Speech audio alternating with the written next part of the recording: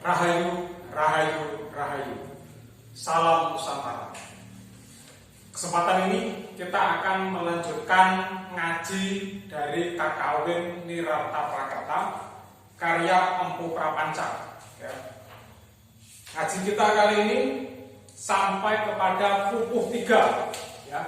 Kita lanjutkan ke sloka berikutnya. Kemarin kita terakhir sloka 15. Sekarang kita lanjut ke sloka 16.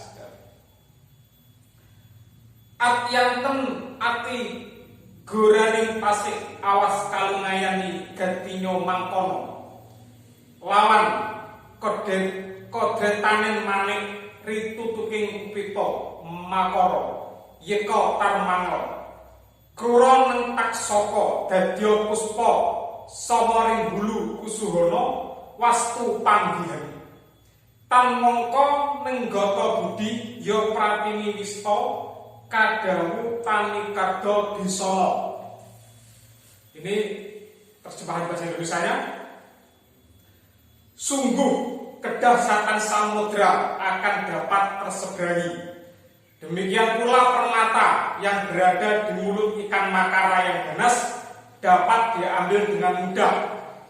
Sementara itu, ular-ular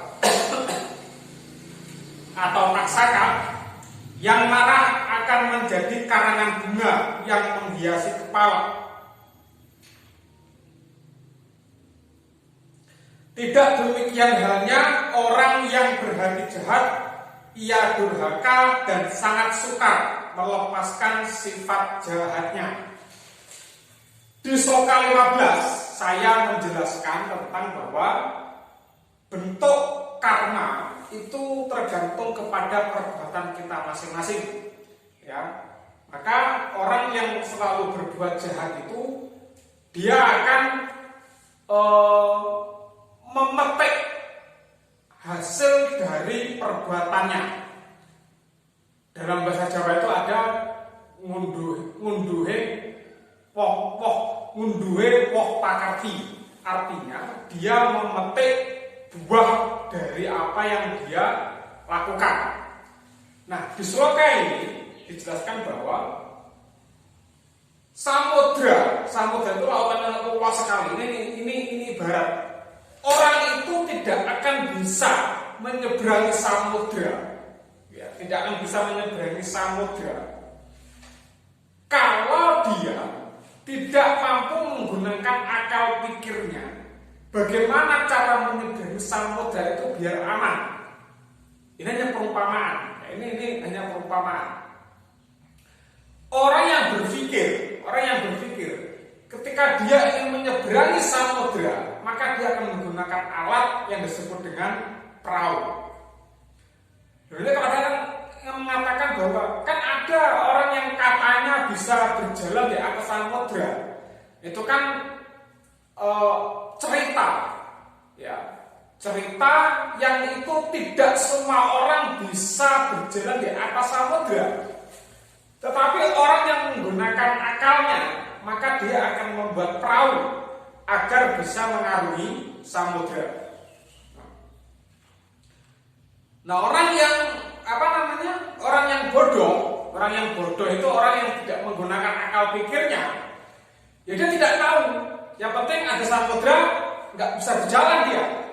Tapi kalau orang yang menggunakan akal pikirnya, dia akan menggunakan nalarnya. Bagaimana cara dia bisa menyeberangi samudra?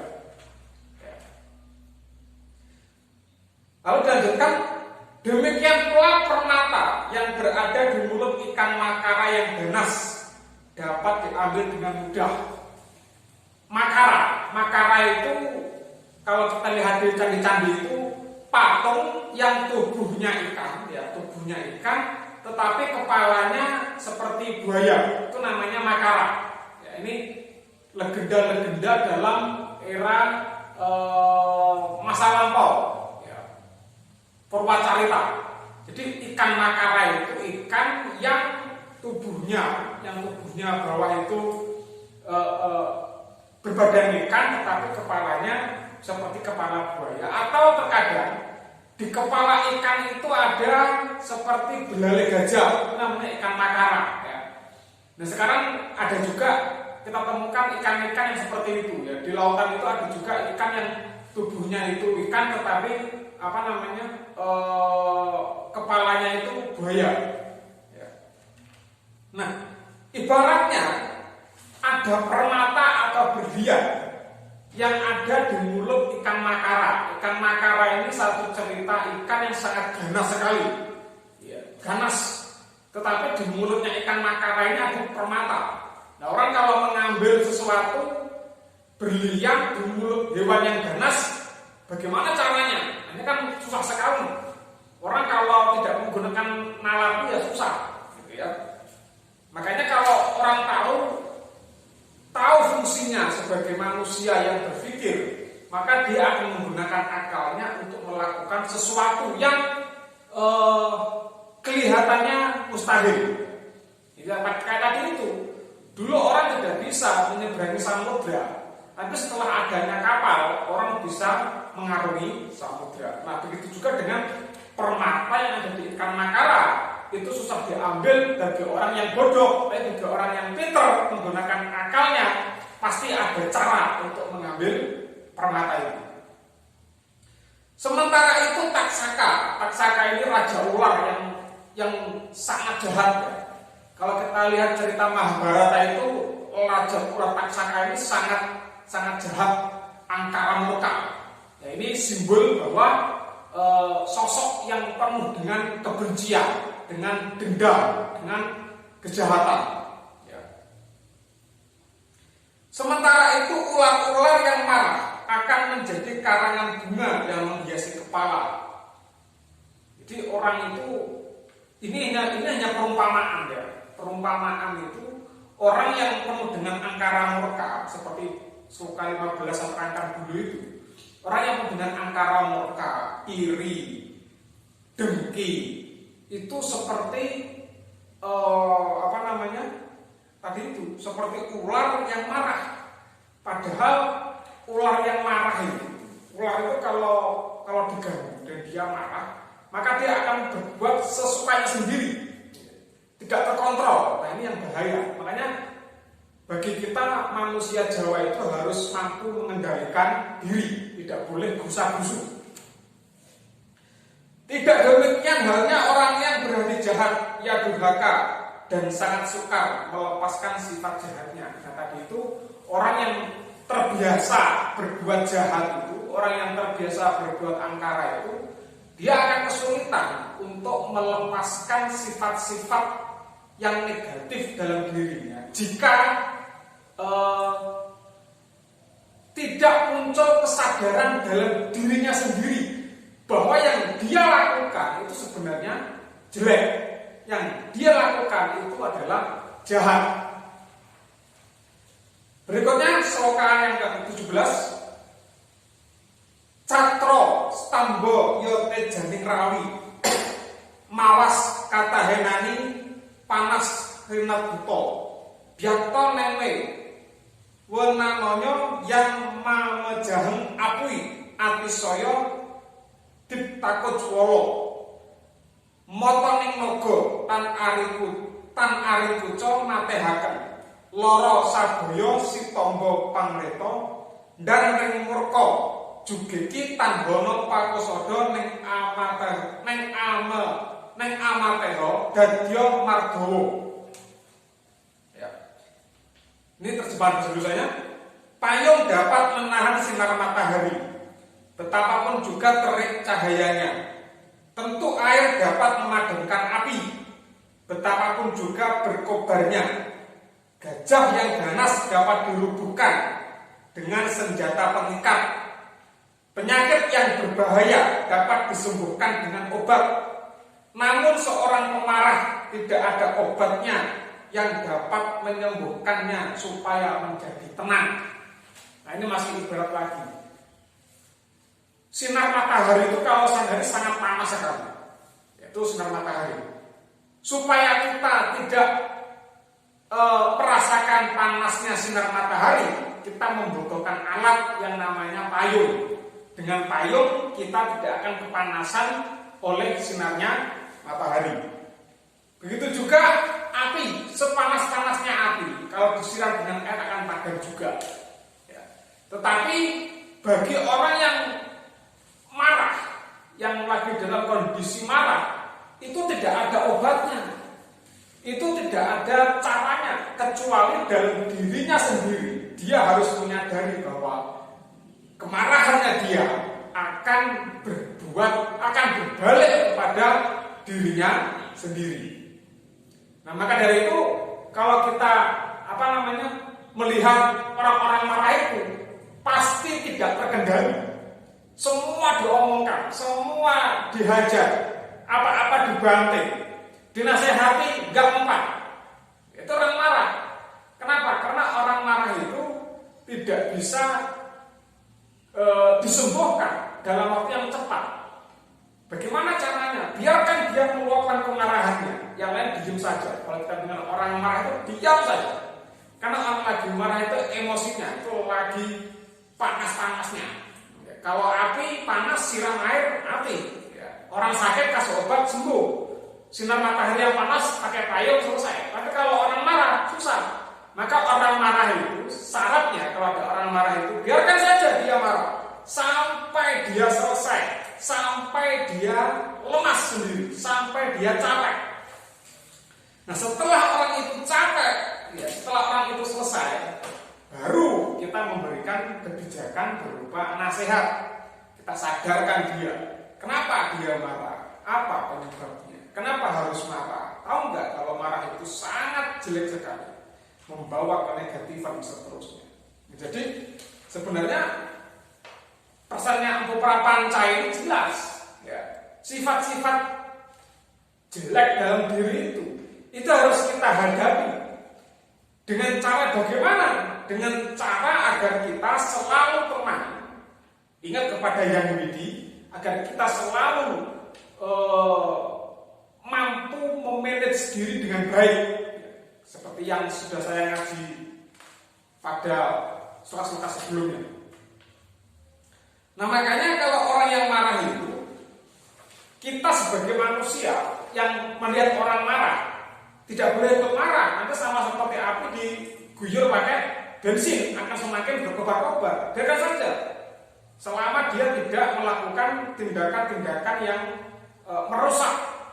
Ini kita biarkan saja sampai nanti marahnya selesai, sampai dia tenang kembali, baru kita berikan kesadaran. Nah, kecuali kalau marahnya dalam bentuk pelanggaran hukum, itu nanti ada beda sendiri. Misalnya ada orang melanggar hukum, ditegur makin marah, maka kita harus menggunakan kekuatan yang lebih kuat, yaitu menggunakan payung hukum. Maksudnya bagaimana? Laporkan saja kepada yang berwenang. Mungkin petugas kepolisian atau aparat yang berwenang, silakan dilaporkan. Mengapa demikian? Karena kalau kemarahan yang berkaitan dengan hukum, yang berkaitan dengan undang-undang, maka sudah ada jalurnya. Tapi kalau kemarahan yang sifatnya personal, kita ketemu orang per individu, ada yang marah, ya kita harus tenang, jangan ikut marah. Kalau ikut marah susah untuk menenangkannya. Seroka 18. Teksno neng pawoko mogo tansalobo musirorio sahajan paweh suko mungwih panjoro kuwi tanpa pikat asram inusinikan arjo paksiko wetning yunyo manang sayi hayuni sadoniko lalito komalan ulus keket ring wekasan tekat ning ati harsaniko karanganing kaduh kitam. Semuanya cahaya api dicari oleh aneh-aneh karena ia mengira akan mendapatkan kesukaan. Burung pemikat dalam pasangan dengan penuh semangat dikunjungi oleh burung-burung itu karena dikira membahagiakan. Karena keinginan yang kuat pada suara yang halus, hilanglah kecurigaannya. Akhirnya ia terjerat karena keinginannya yang begitu keras menyebabkan kedukaan. Ya, aneh-aneh itu larong ya. Bahasa Jawanya larong. Larong itu kalau ada cahaya itu pasti dideketin. Karena bagi laron itu dikira itu adalah sesuatu yang membahagiakan. Tapi kalau cahayanya itu berupa lilin atau obor, ketika dia mendekat kepada api pasti terbakar, pasti mati. Nah, sama dengan ada burung pemikat apa? Kalau kita lihat kan ada di video-video tentang dunia burung, burung pejantan itu kalau ingin mengikat burung betinanya, ada yang memekakkan sayap, ada yang memekarkan ekornya. Seperti merak itu kalau ingin memikat pasangannya pasti dimekarkan ekornya ini. Nah, bagi lawan jenisnya pasti tertarik.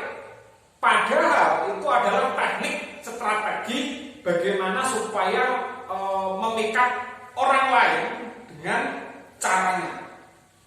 Maksudnya apa? Dari slogan ini kita harus hati-hati kepada siapa saja yang seolah-olah berbuat baik tetapi memiliki tujuan yang jahat. Salah lagi, di dalam slogan ini ada pesan tersembunyi. Apa pesannya? Bahwa kita harus hati-hati terhadap siapapun yang kelihatannya baik tetapi memiliki niat yang jahat. Ada pertanyaan, kan sulit untuk mengetahui niat seseorang, betul. Untuk mengetahui niat seseorang harus sulit. Tetapi kita memiliki satu kekuatan, yaitu kekuatan budi nalar, budi pikir. Dan kita punya kekuatan rasa, intuisi. Yang namanya intuisi itu tidak bisa dibohongi. Meskipun orangnya itu kelihatan baik, sok agamis, tapi Indonesia mengatakan bohong berarti orang itu telah berbuat bohong, meskipun luarnya itu kelihatan baik. Maka ada pepatah sak bejo-bejone wong luwih bejo wong kang eling lan waspada. Artinya kita harus tetap waspada kepada siapapun yang seolah-olah membawa kebaikan tetapi justru itu malah menghancurkan. Sekarang kan banyak orang-orang itu menawarkan satu doktrin agama, tetapi penawaran itu justru malah menghancurkan semangat kenegaraan kita dengan ideologinya Pancasila. Nah, ini harus kita lawan. Mengapa demikian? Karena orang-orang seperti itu berbuat hanya untuk kepentingannya sendiri, hanya untuk tujuannya sendiri. Dia promosi bahwa ini demi kebaikan bersama, demi keadilan bersama, tetapi padahal itu mengandung muatan-muatan negatif yang orang lain tanpa nalarnya justru terjebak seperti itu.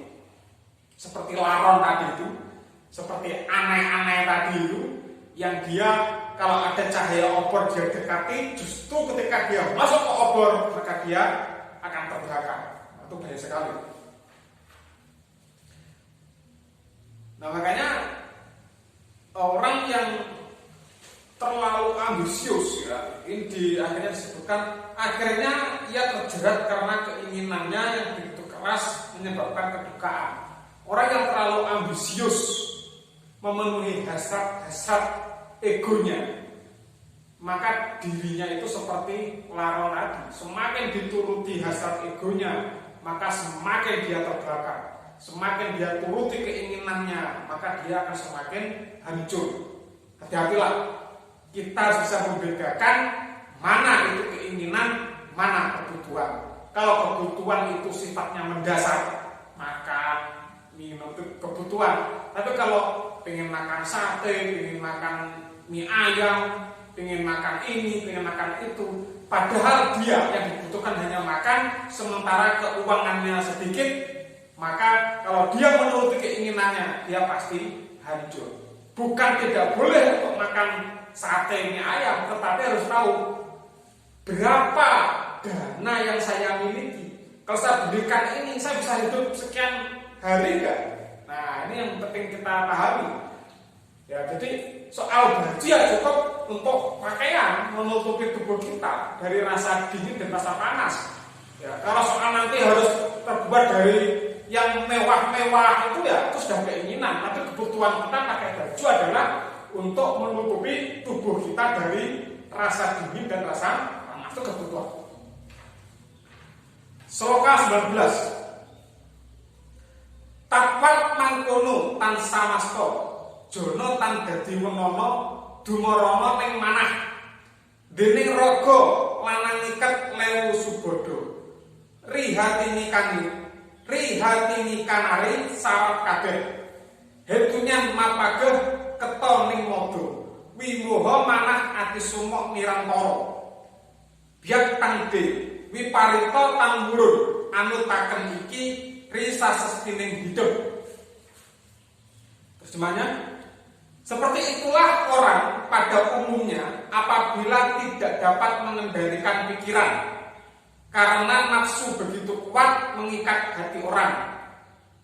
Karena nafsu begitu kuat mengikat hati orang-orang pada umumnya, menyebabkan munculnya kemabukan dan kebingungan begitu kuat yang ada dalam hati dan memenuhinya tidak hentinya.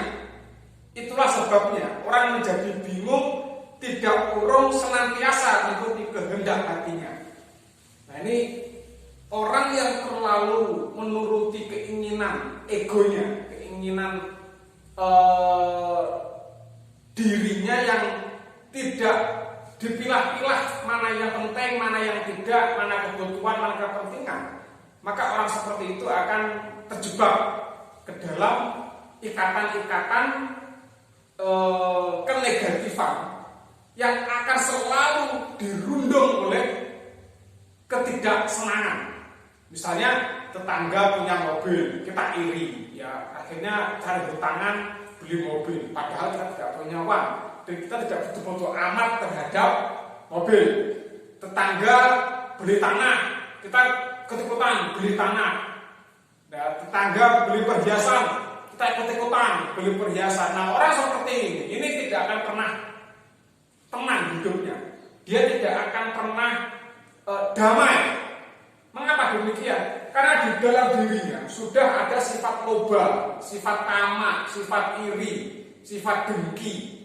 Tidak suka kepada yang lainnya kalau senang, sedih kalau yang lainnya bahagia, tapi bahagia kalau yang lainnya sengsara. Nah, ini yang menjadikan orang itu penuh dengan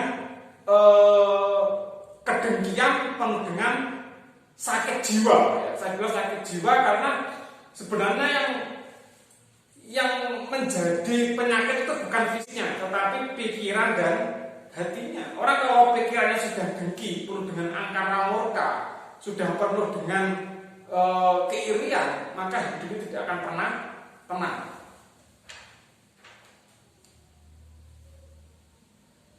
Sloka 20. Hingayang lalu saktining hyun iki yang linagan ing apa denya pungkaba yak wantinreh ilangnya manghilangaken tutur amuhara saka mohita yan sinyoh magawe prapanca niatan dani turido manguncaning lutut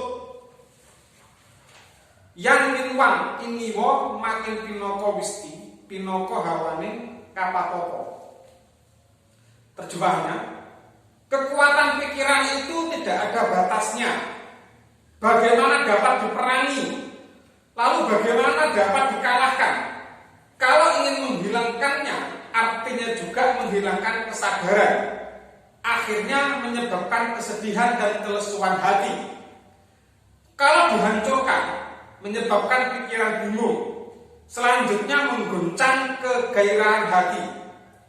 Kalau dipelihara, semakin menyebabkan derita sebagai jalan menemui neraka.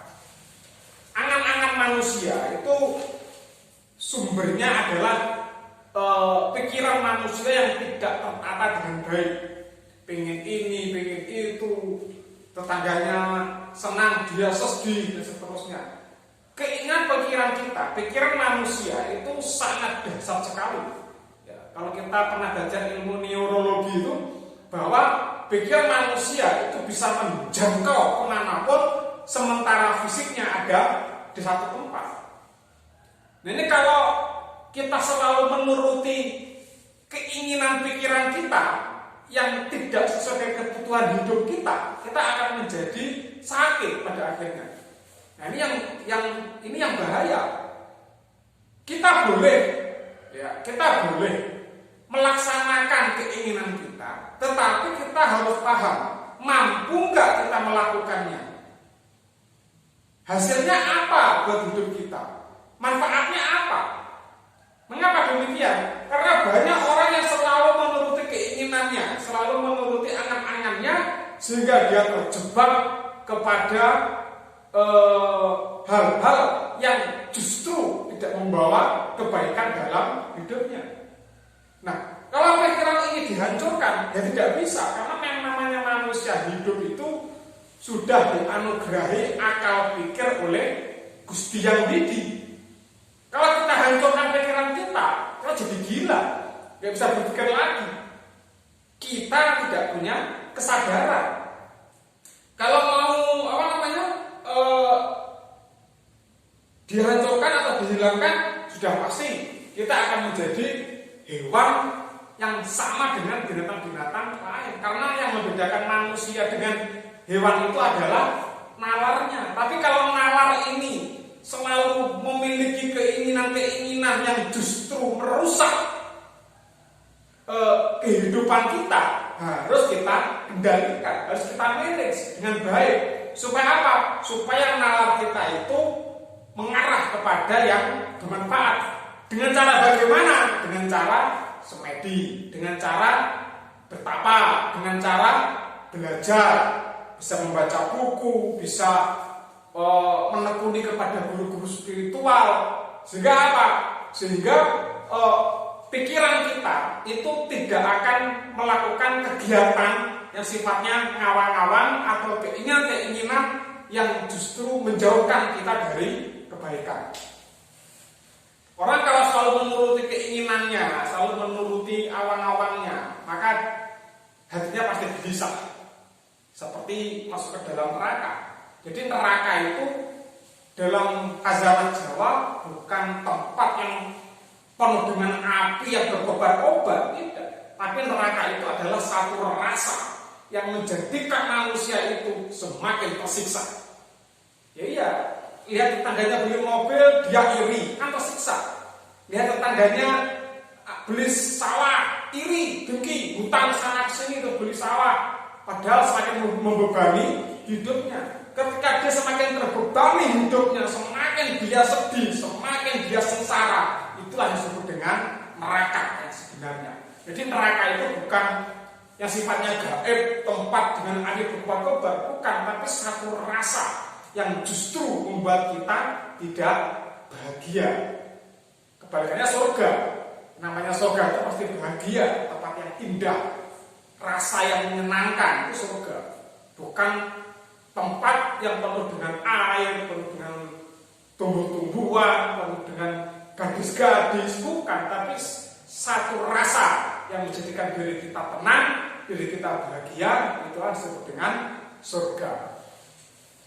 Baik, untuk ngaji hari ini cukup 5 sloka dulu. Nanti kita lanjutkan ke sloka-sloka berikutnya. Karena ini ada sloka 20 ini merupakan sloka terakhir dari pupuh 3. Ya, nanti kita lanjutkan ke pupuh 4, itu ke sloka 21. Semoga bermanfaat. Sebelum kita akhiri, mari kita berdoa sebagaimana yang ditulis oleh Ibu Prapanca di sloka yang pertama, yaitu doa pengampunan kepada Sang Hyang Batara. Santawya wahjur Batara paramartat yanto rihnis kala sang tansah sinamadi mungwi tengahe retikta sunyalaya surya pama siron prakasa neng disawata tikta cwala biyak tawas kahidup swadipa suminalum mren lanah niscana